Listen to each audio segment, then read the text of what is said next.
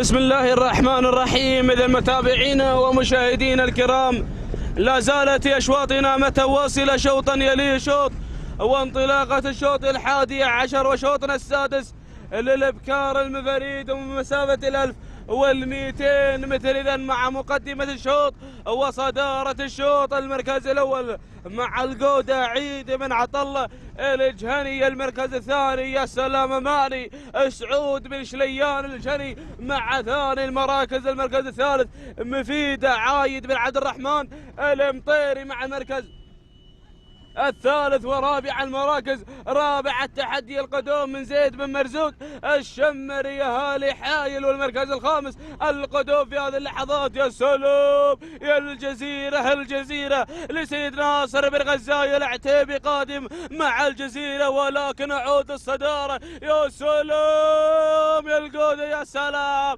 الله يا القودة.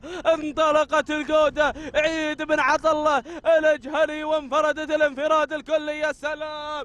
القودة ولكن الجزيرة قادمة ناصر بن غزاية العتيبي مع الجزيرة، ولكن القودة